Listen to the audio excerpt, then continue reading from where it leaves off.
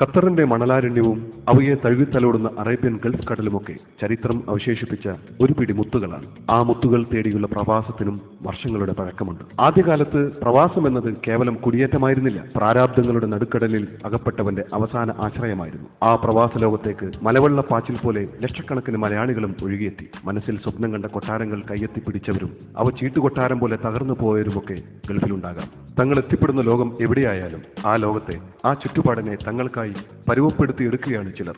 അത്തരത്തിൽ വ്യത്യസ്തതയുടെ ഭാവങ്ങൾ വരച്ചു ചേർക്കുന്ന മലയാളികളെ തേടിയുള്ള ഖത്തർ കാഴ്ചയുടെ ക്യാമറ കണ്ണുകൾ ആദ്യമായി കണ്ടെത്തിയത് ഒരു ചെങ്ങന്നൂർക്കാരനെയായിരുന്നു.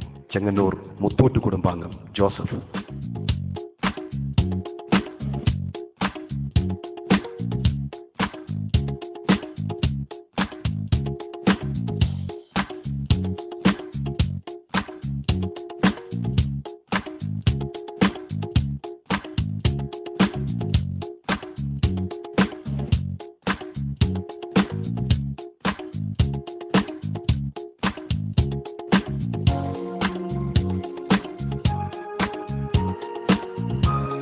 ഇരുപത്തെട്ട് വർഷങ്ങളിലേറെയായി ജോസഫ് ഖത്തറിലുണ്ട്. എന്തുകൊണ്ട് ജോസഫ് മറ്റുള്ളവരിൽ നിന്ന് വ്യത്യസ്തനാകുന്നു? അതിനെക്കുറിച്ച് കൂടുതൽ അറിയാനാണ് ഞങ്ങൾ അദ്ദേഹത്തിന്റെ ദോഹ മുന്തസയിലുള്ള താമസ സ്ഥലത്തെത്തിയത്. ഗേറ്റ് കടന്ന് ഉള്ളിൽ ചെന്നപ്പോഴാണ് ഒരു സാധാരണ പ്രവാസിയുടെ മനസ്സിൽ തെളിയുന്ന സ്വപ്നങ്ങളല്ല ഇദ്ദേഹത്തിനുള്ളതെന്ന് മനസ്സിലായത്.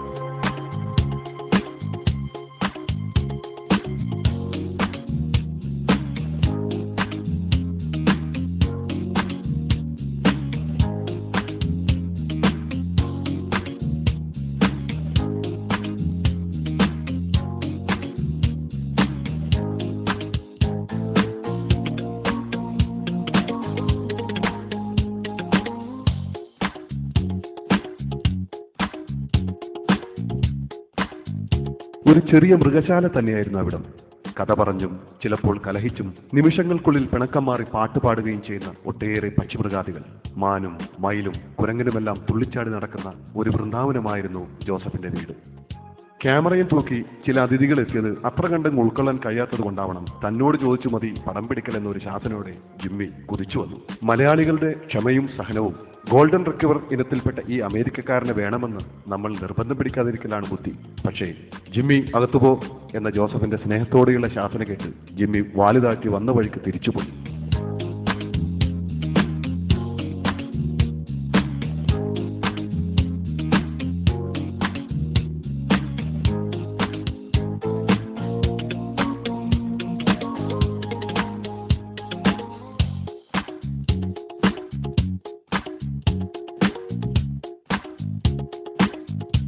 ഈ തിരക്ക് പിടിച്ച പ്രവാസ ജീവിതത്തിൽ എന്തിനു വേണ്ടിയാണ് ഇത്തരമൊരു റിസ്ക് ഏറ്റെടുക്കുന്നതെന്ന് ചോദിക്കാതിരിക്കാൻ കഴിഞ്ഞില്ല. അപ്പോഴാണ് കുട്ടിക്കാലം മുതൽ കിളിക്കൂടും തേടി നടക്കാറുള്ള കഥ ജോസഫ് കൈരളിയുടെ പ്രേക്ഷകർക്കായി പങ്കുവച്ചത്. ചെറുപ്പം മുതലേ ഇങ്ങനെ ഈ പക്ഷിമൃഗാദികളോട് ഭയങ്കര സ്നേഹമാണ്. സ്കൂള് പോകുമ്പോഴല്ല തിരിച്ചു വരുമ്പോഴൊക്കെ ചെറിയ ചെറിയ കാടുകളിലൊക്കെ കയറി ഇങ്ങനെ തപ്പി ഈ കുഞ്ഞുങ്ങളെയും മറ്റേ ഈ മാടത്തയുടെ കുഞ്ഞുങ്ങളൊക്കെ കിട്ടും. അപ്പോൾ അതിനെ പിടിച്ച് വീട്ടിൽ കൊണ്ടുവന്നാൽ വഴക്കിടുമെന്ന് കണ്ടിട്ട് വീട്ടിൽ വരുമ്പം വീടിൻ്റെ ഈ വട്ട ഇങ്ങനെയുള്ള താഴ്ന്ന മരങ്ങളുടെ ശിഖരങ്ങളിലൊക്കെ ചെറിയ ചെറിയ കൂടുണ്ടാക്കി വെച്ചിട്ടുണ്ട്. ഞാനും എൻ്റെ ജ്യേഷ്ഠനും കൂടെ കൂടിക്കൊണ്ട്.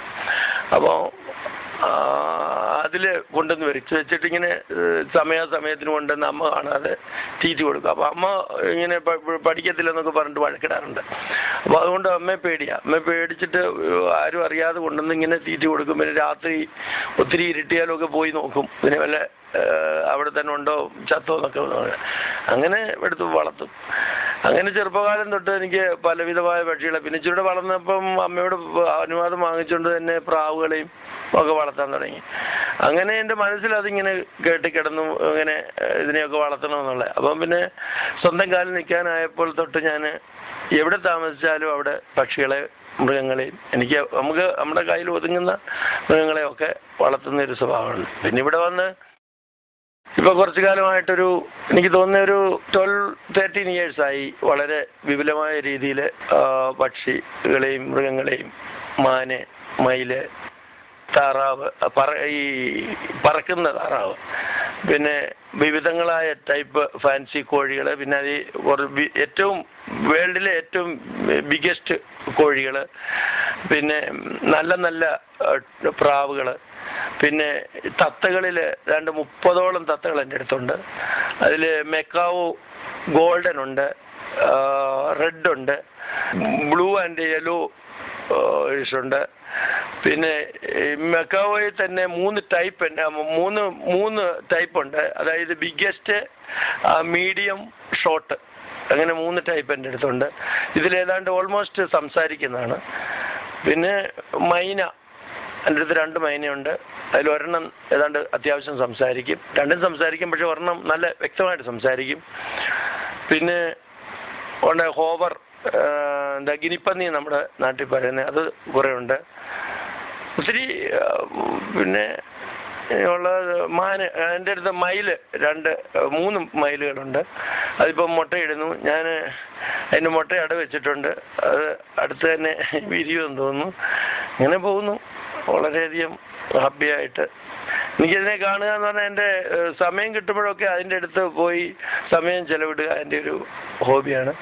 പിന്നെ ഇതിനെ നോക്കാൻ തന്നെ 2 പേര് അതിനായിട്ട് സ്പെഷ്യലായിട്ട് വെച്ചിട്ടുണ്ട്.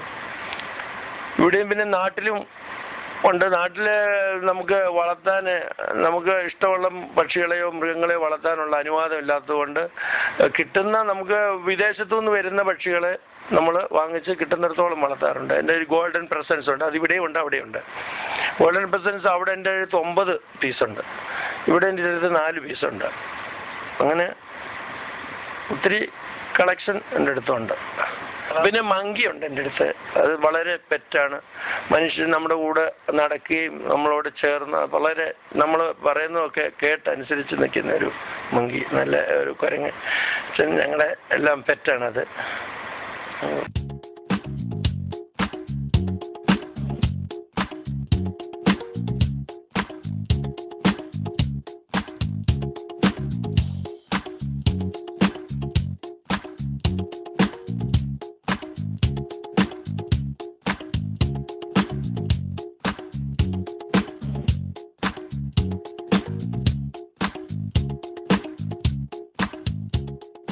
മക്കളെ എന്ന ജോസഫിന്റെ വിളി ഇവർക്ക് സുപരിചിതമാണ്. ജോസഫിന്റെ വാഹനം ഗേറ്റിന് മുന്നിലെത്തുമ്പോഴേക്കും അകത്ത് ബഹളം തുടങ്ങിക്കഴിഞ്ഞിരിക്കും. എത്ര തിരക്കുണ്ടെങ്കിലും ദിവസം 2 മണിക്കൂർ ഇവയെ തൊട്ടും തലോടിയും കളിപ്പിച്ചും ജോസഫ് വീട്ടുമുറ്റത്തുണ്ടാകും. ഖത്തറിന് പുറത്തേക്കുള്ള യാത്രകളിൽ മനസ്സിനെ വിഷമിപ്പിക്കുന്ന ഏക പ്രശ്നം തന്റെ ഈ പൊന്നോമനകളെ ഓർത്താണ്. അതുപോലെ ഞാൻ പുറത്തു പോയിട്ട് കയറി വരുമ്പോൾ ഈ കോഴി ഒഴികെ ബാക്കി എല്ലാ പക്ഷികളും മൃഗങ്ങളും ഒരു ചെറിയ ശബ്ദം ഉണ്ടാക്കും. ആ ശബ്ദം ഉണ്ടാക്കുന്നത് നമുക്ക് എനിക്കതറിയാൻ കഴിയും. അതൊരു വലിയ അനുഭവമാണ്. നമുക്കത് വലിയ സന്തോഷം വരും. അത് നമ്മളതിന് കാരണം നമ്മളതിനെ വളർത്തുന്ന ആളാണെന്ന്, നമ്മളതിൻ്റെ യജമാനാണെന്ന് അതിനറിയാമെന്നുള്ളതാണ്. അതുപോലെ റോഡിൽ വണ്ടി നിർത്തുമ്പോൾ തന്നെ ചില പക്ഷികളും മൃഗങ്ങളും ശബ്ദം ഉണ്ടാക്കും. എൻ്റെ വണ്ടി അവിടെ വന്ന് നിൽക്കും. അപ്പോൾ അങ്ങനെ എനിക്ക് ഒത്തിരി അനുഭവമുണ്ട്. അതുകൊണ്ട് ഇതിനെ ഒത്തിരി സ്നേഹമാണ് എനിക്ക്. ഭയങ്കര, ഞാനൊരു കുഞ്ഞുങ്ങളെ വളർത്തുന്ന പോലെ തന്നെ ഒക്കെ വളർത്തുന്നത്, ഞാൻ സ്നേഹിക്കുന്നു.